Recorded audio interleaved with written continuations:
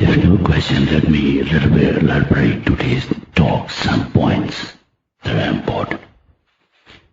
If you notice in our talks, we always emphasize how to experience or how to apply your theoretical knowledge in your experiences of meditation,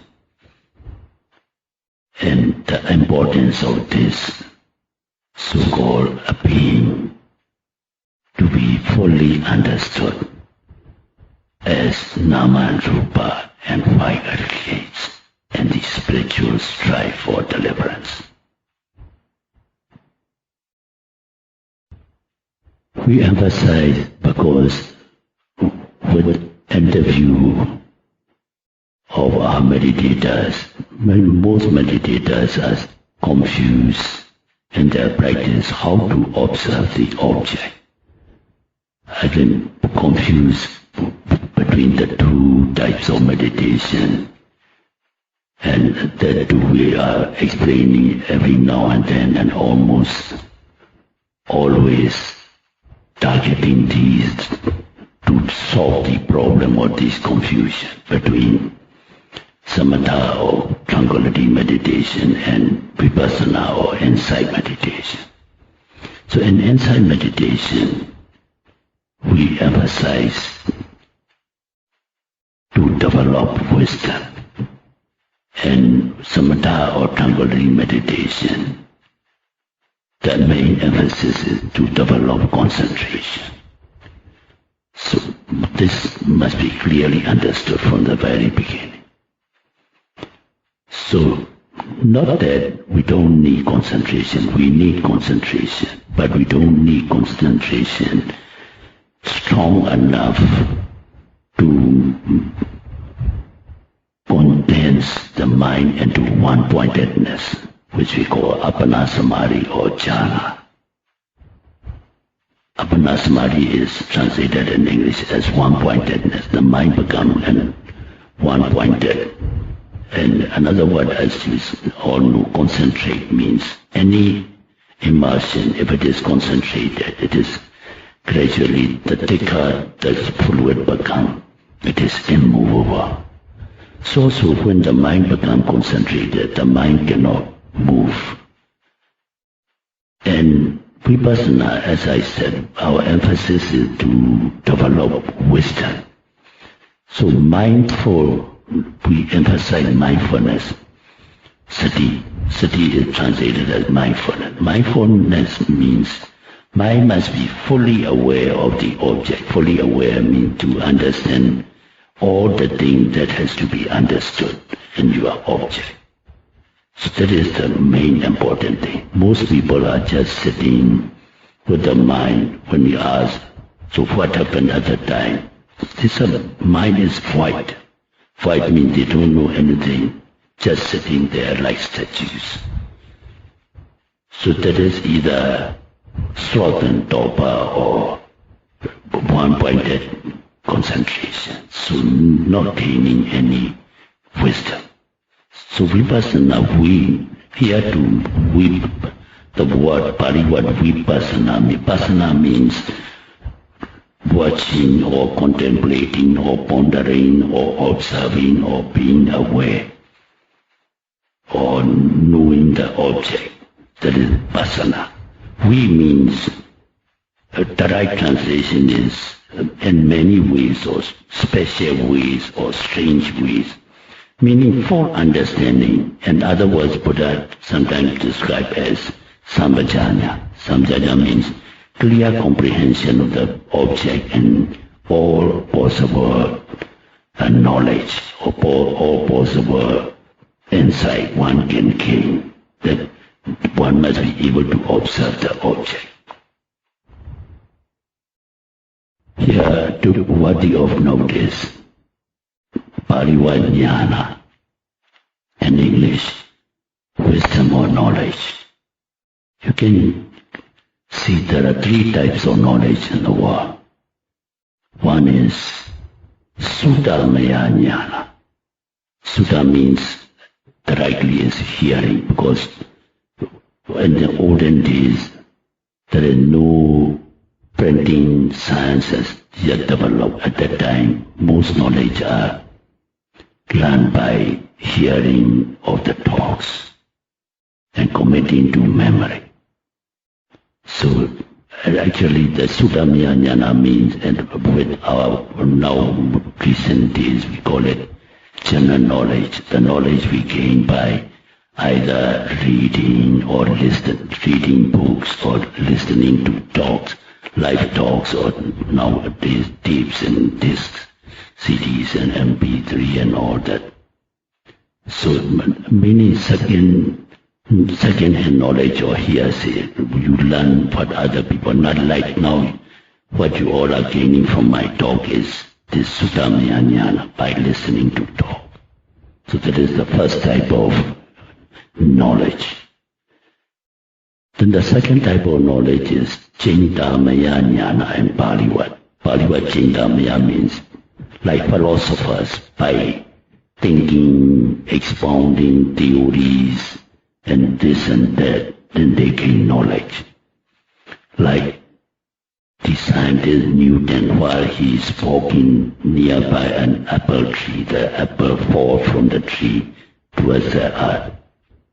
And he started thinking, and this apple, when it's stalking on tree, it doesn't fall. When it is loosened from the stalk, why it should fall towards the earth? Oh, there must be some pulling force in the earth, and he expounded this gravitational theory. So that type of knowledge is we call Chintamaya Jnana. By thinking you gain the knowledge. This is the second type.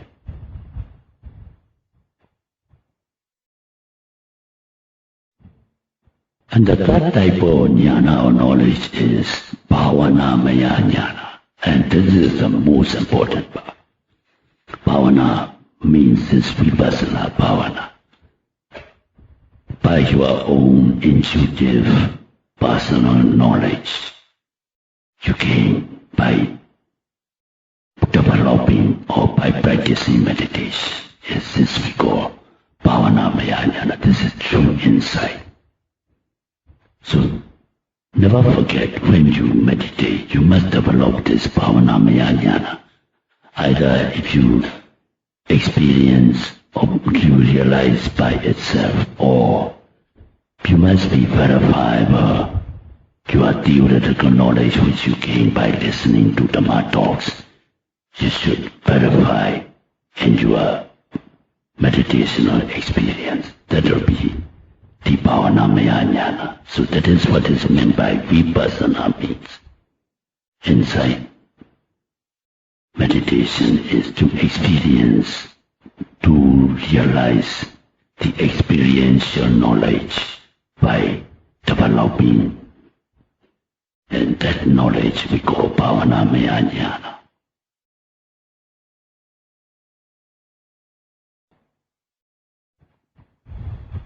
And that we've been all the time identifying for you how to watch.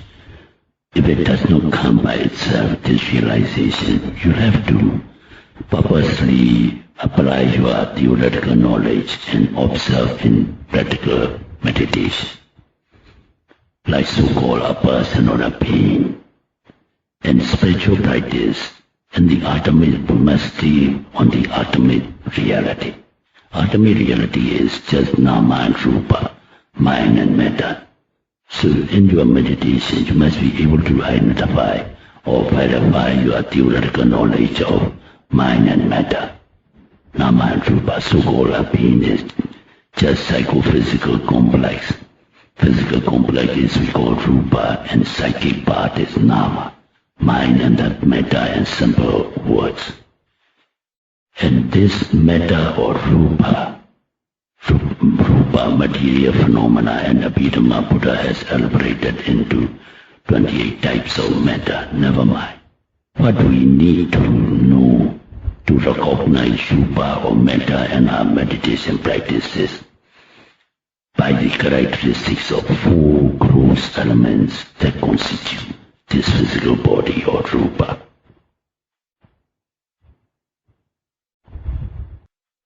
Then the second element is Apo Dhatu. Apo is water element.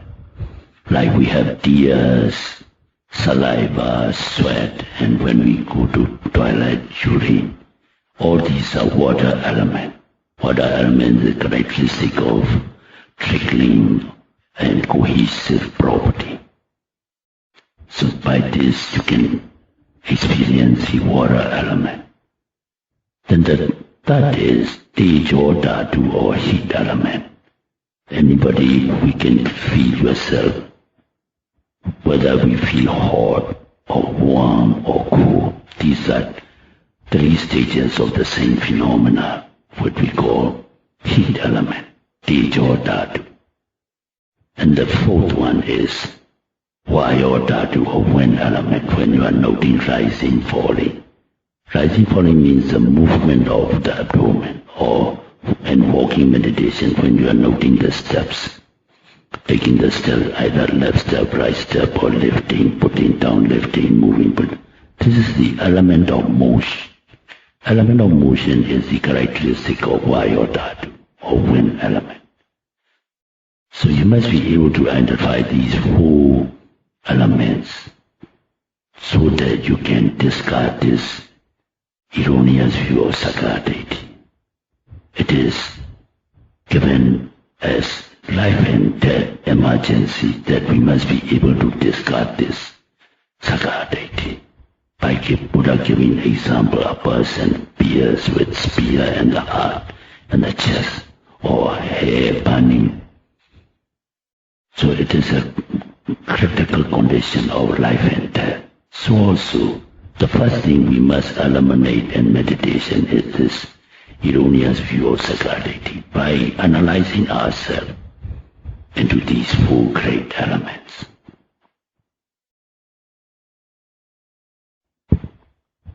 For clear understanding, Buddha gave a Baiti simile. He said, supposing a butcher dragging a cow towards the slaughterhouse to be killed, and on the way, if somebody asks, hey, what are you pulling? He said, I'm pulling a cow, because he's pulling a cow.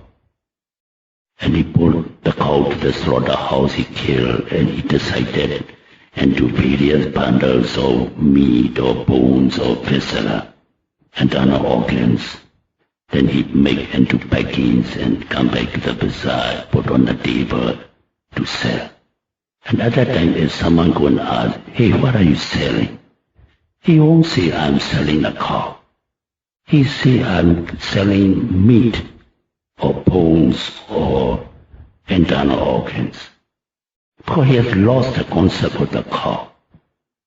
Because there's no longer a cow. Only when he's pulling, before he decides that cow, he has the concept of cow.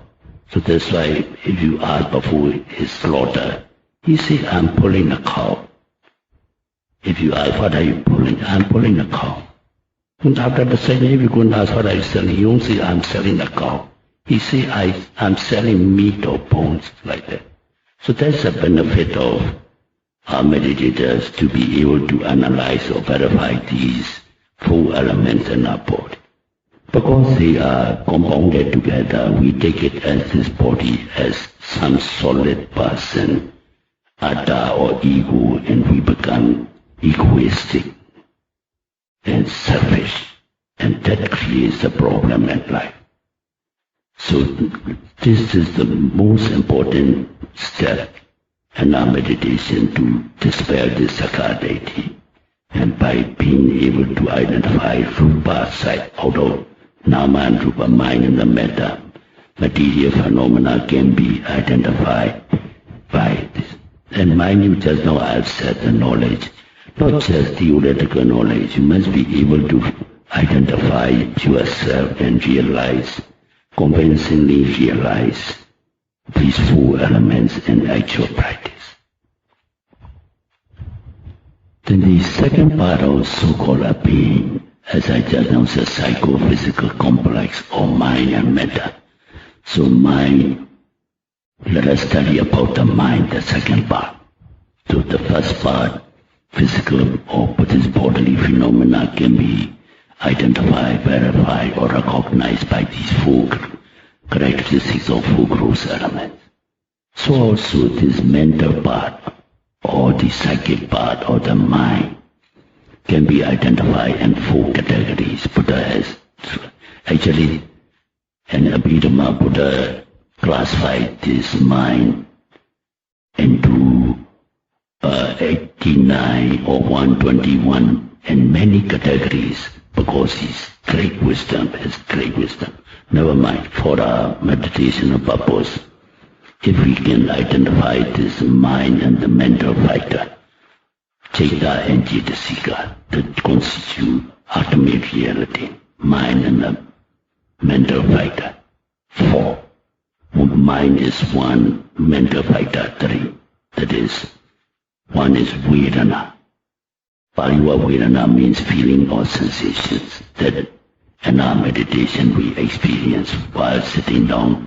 Sometimes we feel stiffness, sometimes pain, aches, tingling, numbness, itchiness, etc. All these are sensations or feelings. And in Pali what we call Vedana. So Vedana to Buddha classify into many categories. But if we can discern in our practice 3 types of Vedana, that is good enough. Even that 3 sometimes may not be easy. 3 are, 1 is Sukha Vedana, pleasurable sensation or pleasant sensation. Then second is Dukkha Vedana. Dukkha Vedana is unpleasant or unpleasurable sensation. And the third variety is Adukkama Sukha Vedana, meaning neither unpleasant or pleasant sensation. And it is translated, if you read books, you find as neutral feeling or equanimous feeling or indifferent feeling. But these are misleading terms. Better to stick to this Pali word as Adukkama Sukha, neither pleasurable nor unpleasurable. But in actual practice of meditation, we can discern most easily is this Dukkha Vedana, unpleasant sensation, because it is very strong and excruciating sometimes, so it can attract the mind towards the object. Otherwise, our mind is like a Buddha said, monkey mind. It is hopping out from object to object. It tends to run away.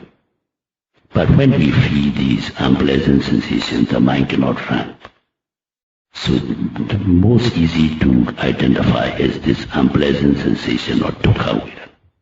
So the rest too is by relativity we call. When this dukkha vedana gradually abate and fade away, then that is either sukha vedana or upekha, adukkama sukha vedana. So, but if you can contemplate on dukkha vedana, this is good enough regarding this vedana.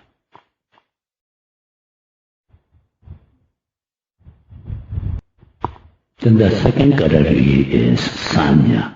Pali word sanya means perception.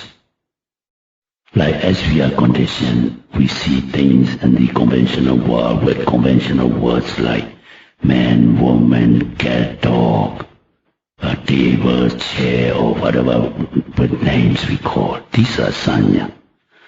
Sanya is like with modern example, the data you feed into the computer for future reference. So when we first come into contact with the outside world, we try to learn or we try to collect the data as much as possible. Like the clear example is the first time you see me, whether you know it or not, your mind has surveyed me, my characteristics, and already recorded. And next time when you see me, you immediately recognize that this is a monk, Sunanda, like that. So that is the work of sanya. Sanya, and modern days, the commentaries, they give example of carpenters. Those days, carpenters, when they build houses or they make furniture, they had to mark the various sizes of wood into numbers, so that which place to cut and which place to straighten or to smoothen out, like that, so like a marking. So sanya means we collect the external data and store in our memory for future reference. That is the work of sanya.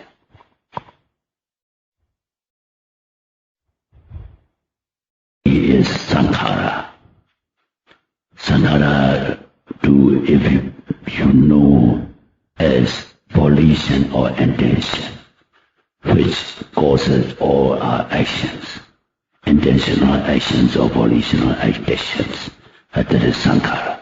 That's why you all are asked to be patiently watch when you want to make movements and changes and posture or in activities.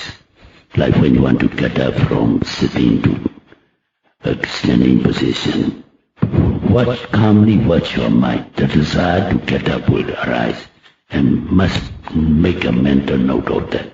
This is, you are trying to identify the sankhara.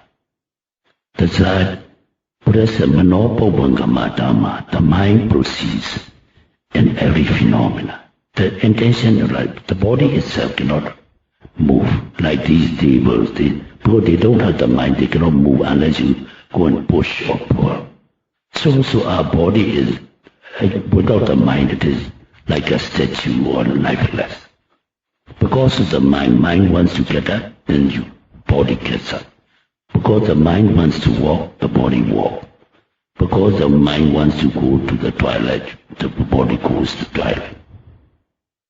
So if you can watch or catch that one, you can verify or identify, you can experience on your own this sankhara. This is another Cetasika mental fighter that accompany any Ceta. That's why they are called universals. Without these, the mind cannot arise also. So that's why actually there are 52 Cetasikas according to Abhidhamma teaching. But Buddha isolated out these 3 Cetasikas that accompany the mind for our meditators to be able to identify, because it is very glaring, very easy to identify if you just be mindful of your actions and your practice.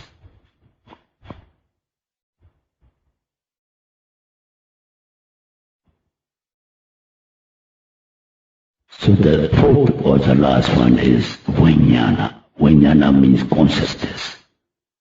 It completes the whole process of this mental phenomena or nama.